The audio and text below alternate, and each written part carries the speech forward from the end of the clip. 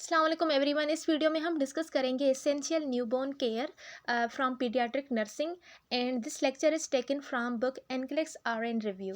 Okay, so let's get started.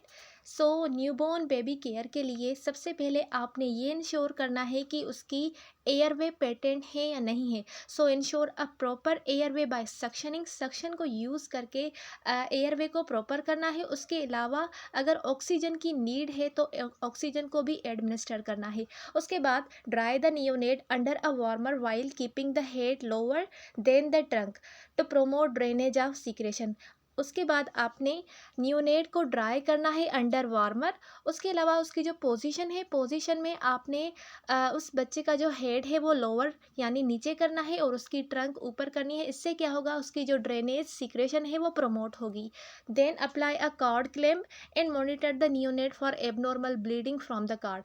उसके बाद आपने कार्ड के ऊपर जो एक क्लैंप होता है वो लगाएंगे और उसके बाद आप मॉनिटर करेंगे कि कार्ड से कोई एबनॉर्मल ब्लीडिंग तो नहीं हो रही, उसको भी मॉनिटर करना है। Then check the number of cord vessel, जो कार्ड की वेसल्स हैं उनके नंबर को आपने चेक करना है।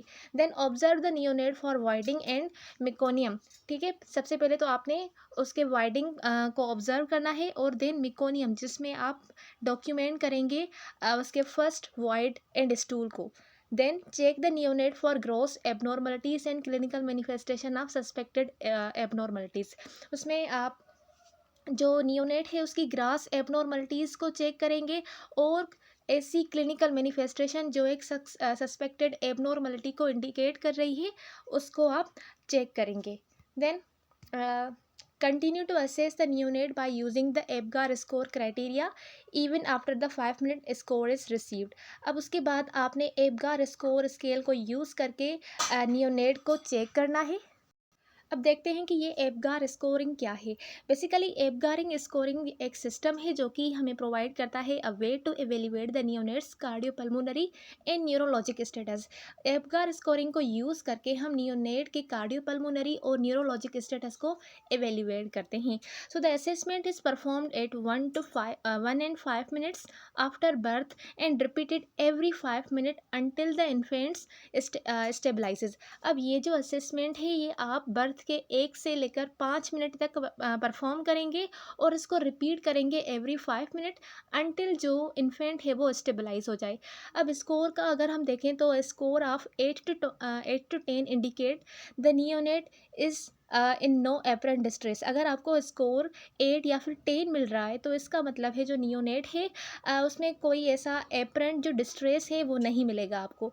उसके अलावा score below 8 indicate the रिससिटेटिव Maihar में बी नीडेड। अगर आपको स्कोर 8 से कम मिल रहा है तो इट मीन्स आपको यहाँ पर रिससिटेशन के मैयर्स जो हैं वो नीडेड हैं।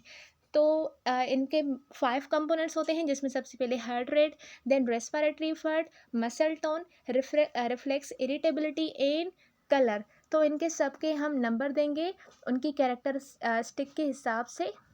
सबसे पहले अगर आपको हार्ट रेट नहीं मिल रही यानी हार्ट रेट एब्सेंट है तो उसको आप स्कोर देंगे एज ए 0। देन अगर आपको हार्ट रेट मिल रही है less than 100 beats per minute तो स्कोर करेंगे आप उसको 1। देन अगर आपको heart rate greater than 100 beats per minute मिल रही है तो उसको आप स्कोर करेंगे इज़ 2। देन रेस्पिरेटरी एफर्ट में देखें तो अगर वो बच्चा जो है वो रेस्पिरेटरी एफर्ट यूज़ नहीं कर रहा तो उसको आप एब्सेंट यानी 0 स्कोर देंगे। देन अगर रेस्पिरेटरी एफर्ट स्लो और इरेगुलर मिल रही हैं तो उसको आप स्कोर 1 देंगे। देन अगर उसकी गुड क्राइंग है यानी रेस्पिरेटरी एफर्ट अच्छे हैं तो इसको आप स्कोर 2 प्रोवाइड करेंगे। देन मसल टोन की अगर हम बात करें, अगर उसके मसल टोन जो है वो फ्लैसिड है यानी कोई भी उसमें जो टोनिसिटी है वो नहीं प्रेजेंट तो उसको आप स्कोर देंगे एज 0। और अगर कुछ फ्लेक्शन प्रेजेंट है उसकी एक्सट्रीमिटीज़ में तो उसको आप स्कोर 1 देंगे। और अगर उस इन्फेंट की एक्टिव मोशन है तो उसको आप स्कोर देंगे एज 2। देन रिफ्लेक्स इरिटेबिलिटी को चेक करते हुए अगर किसी भी किस्म की रिफ्लेक्स इरिटेबिलिटी नहीं मिल रही तो आप उसको 0 स्कोर देंगे। देन ग्रीमेस, अब ग्रीमेस में क्या होता है, जो इन्फेंट होता है वो अपने फेशियल एक्सप्रेशन को चेंज करता है, जैसे कि आईब्रोज को ऊपर करता है, ये उसके सिंपली फेशियल एक्सप्रेशन होते हैं, तो उसको आप स्कोर देंगे S1। और अगर विगरस क्राई है, विगरस क्राई में वो तेज़ यानी ज़्यादा लाउड वो क्राई करेगा और उसका जो वॉइस होगा वो शार्प होगा, तेज़ होगा। और उसके अलावा इसको आप स्कोर देंगे as 2। Then colour, skin colour में आप पेल ब्लू कलर अगर आपको मिल रहा है तो उसको आप स्कोर देंगे एज 0। देन अगर स्किन कलर बॉडी का पिंक या फिर एक्सट्रीमिटीज़ ब्लू मिल रही है तो स्कोर देंगे आप उसको एज अ 1। देन कम्प्लीटली अगर बेबी की जो स्किन है वो आपको पिंक मिल रही है तो स्कोर उसको आप देंगे एज 2। तो इस तरह से हम एबगार स्कोरिंग करते हैं। जो जो आपको स्कोर मिले उसको आप ऐड करें और देखें कि कितना स्कोर आपको मिल रहा है। उसके बाद आपने ऑब्टेन करने हैं क्लियर फुटप्रिंट्स एंड फिंगरप्रिंट्स, क्योंकि जो ये इसलिए करते हैं कि मे बी जो वो बेबी है वो चेंज ना हो जाए। तो the neonate footprints are kept on a record that includes the mother fingerprints, यानी हम उस रिकॉर्ड्स में इसको रखेंगे जिसमें मदर की फिंगरप्रिंट्स रखी हुई हैं। Then apply identification bands with matching numbers to the mother, one band, and the neonate two band before they leave the delivery room. अगर वो डिलीवरी रूम से लीव कर रहे हैं तो उससे पहले आप उनको आइडेंटिफिकेशन बैंड लगाएंगे, वो मैचिंग नंबर होगा। मदर को 1 बैंड होगी और नियोनेट को 2 बैंड्स होंगी। देन इन्फेंट की स्किन का अपनी मदर के साथ कांटेक्ट करवाएंगे, जिससे क्या होगा, मदर और नियोनेट के बीच में जो बॉन्डिंग है वो प्रमोट होगी। ओके, देन है on going neonatal physical assessment, यानी नियोनेटल के दौरान जो ऑन गोइंग फिजिकल असेसमेंट है उसमें आप जो चीज़ें ऑब्जर्व करेंगे उनको रिकॉर्ड करेंगे, जैसे कि वाइटल साइंस हो गई। उसके अलावा जो मेडिसन एडमिनिस्ट्रेशन के लिए प्रिस्क्राइब की गई हैं उनको आप एडमिनिस्टर करेंगे बेबीज़ में। देन इसके लिए नर्सिंग एक्शन क्या है, सबसे पहले तो हम वाइटल साइंस को रिकॉर्ड करेंगे। इसमें हम मॉनिटर करेंगे neonatal vital signs. Then take the temperature, first temperature by the rectal route to determine whether the rectum is patent. अब सबसे पहले जो इन्फेंट का टेम्परेचर होता है उसको आप मैयर करेंगे from rectal root.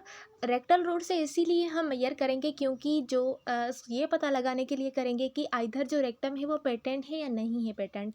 Okay, then temperature obtain by this route must be done gently to prevent injury to rectal mucosa. अगर आप इस एरिया यानी इस रूट से टेम्परेचर को ऑब्टेन कर रहे हैं तो मेक श्योर कि आप जेंटली टेम्परेचर को मैयर कर रहे हैं to prevent injury to the rectal mucosa. अगर आप थोड़ी हार्श या फिर जेंटल वे में टेम्परेचर जो थर्मोमीटर है उसको प्लेस नहीं कर रहे हैं तो उसके रिजल्ट में रेक्टल म्यूकोजा में इंजरी हो सकती है। तो इसको प्रिवेंट करने के लिए आप जेंटली टेम्परेचर और ऑब्टेन करें from rectal route. Then take the apical pulse for 60 second, यानी जो एपिकल पल्स होती है उसके ऊपर आपने स्टेथोस्कोप को प्लेस करना है और 60 सेकंड्स के लिए वहाँ पर आपने एपिकल पल्स को नोट करना है। और नॉर्मल रेट जो आपको मिलेगा वो 120 टू 160 बीट्स पर मिनट मिलेगा आपको। Then count respiration with stethoscope for 60 second, उसके बाद आपने उस बच्चे की रेस्पिरेशन को काउंट करना है विथ स्टेथोस्कोप फॉर 60 सेकंड। अब यहाँ पर अगर आपको जो रेस्पिरेटरी रेट नॉर्मल मिलेगा वो होगा 30 to 60 beats per minute. Then measure and record blood pressure, अब इस नियोनेट का आपने ब्लड प्रेशर मैयर करना है और रिकॉर्ड करना है। अब जो यहाँ पर नॉर्मल आपको बीपी यानी ब्लड प्रेशर मिलेगा वो मिलेगा फ्राम रेंज करता है from 60/40 millimetre of mercury to 90/45 millimetre of mercury. इस रेंज में आपको नॉर्मल ब्लड प्रेशर नियोनेट का मिल सकता है। Then measure and record the neonatal vitals statistics, उसके बाद आपने जो नियोनेट है उसके वाइटल स्टैटिक्स को मैयर एंड रिकॉर्ड करना है, जिसमें उस इन्फेंट का वेट आ गया, अपने वेट को मैयर करना है, उसकी लेंथ को मैयर करना है और उसकी हेड एंड चेस्ट सरकमफ्रांसिस को मैयर करना है, जो कि अप्रोक्सीमेटली 36 या फिर 37 तक नॉर्मल होता है। और यहाँ पर आपको जो हेड एंड चेस्ट सरकमफ्रांसिस है वो अप्रोक्सीमेटली इक्वल मिलेंगे। सो कंप्लीट अ गेस्टेशनल एज असेसमेंट, आपने गेस्टेशनल एज असेसमेंट को कंप्लीट करना है। उसके बाद बात आती है मेडिकेशंस की जो आपको प्रिस्क्राइब की गई हैं उस इन्फेंट को एडमिनिस्टर करने के लिए। तो सबसे पहले आप विटामिन के को एडमिनिस्टर करेंगे। विटामिन के जो कि एक प्रोफाइलेटिक एजेंट है transient deficiency of coagulation factor के लिए, जैसे कि कोगुलेशन फैक्टर 2, फैक्टर 7, 9 एंड 10, ये वो सारे कोगुलेटिव फैक्टर्स हैं जिनकी डेफिशिएंसी को ठीक करने के लिए हम प्रोफाइलेटिक एजेंट विटामिन के प्रोवाइड करते हैं या फिर एडमिनिस्टर करते हैं उस इन्फेंट को।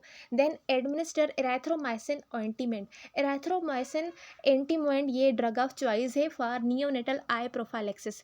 अगर आप उसकी जो नियोनेट है उसकी आई में इन्फेक्शन या फिर कंजक्टिवाइटिस जैसे कि हो गया, ब्लाइंडनेस हो गई, उसको प्रिवेंट करना चाहते हैं तो उसको आप एराथ्रोमाइसिन ऑइंटिमेंट लगाएंगे, क्योंकि ये क्या करता है, ये एज अ प्रोफाइलेक्स लेक्सिस के तौर पर काम करता है, जो कि प्रिवेंट करता है आई को फ्रॉम ब्लाइंडनेस एंड कंजक्टिवाइटिस जो कि काज होते हैं by Neisseria gonorrhoeae and chlamydia. So treatment is required by the law, यानी लॉ से ये जो ट्रीटमेंट है वो रिक्वायर्ड है, क्योंकि जब फीमेल प्रेग्नेंट होती है तो उस दौरान वो रिस्क पर होती है कि उसको जो रिप्रोडक्टिव ट्रैक्ट है वहाँ पर इन्फेक्शन हो सकता है।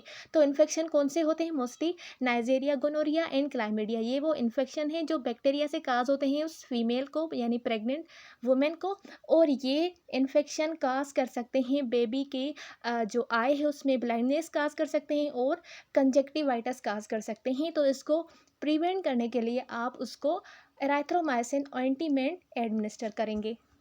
Then administer the first hepatitis B vaccine within 12 hour after birth. उसके बाद आपने first hepatitis B vaccine administer करनी है बर्थ के 12 आवर के बाद, यानी बर्थ विथिन यानी 12 आवर के अंदर ही बर्थ के बाद आपने हेपाटाइटिस बी को एडमिनिस्टर करना है आफ्टर ऑब्टेनिंग पेरेंटल कंसेंट, यानी आप उनके पेरेंट से कंसेंट फॉर्म ऑब्टेन करेंगे, उसके बाद ही आप उनको first hepatitis B vaccine administer करेंगे। देन परफॉर्म लेबॉरेटरी टेस्ट, आप लेबॉरेटरी टेस्ट को परफॉर्म करेंगे और उसके अलावा मॉनिटर करेंगे glucose level and haematocrit level. अब इसके रिजल्ट में आपको ये पता चलता है, इससे आप हाइपोग्लाइसीमिया और एनीमिया को असेस कर सकते हैं। Okay, so this was the quick review over the essential care of newborn baby care. So thanks for watching and don't forget to subscribe my channel. मिलते हैं अगले वीडियो में, तब तक के लिए अल्लाह हाफिज़।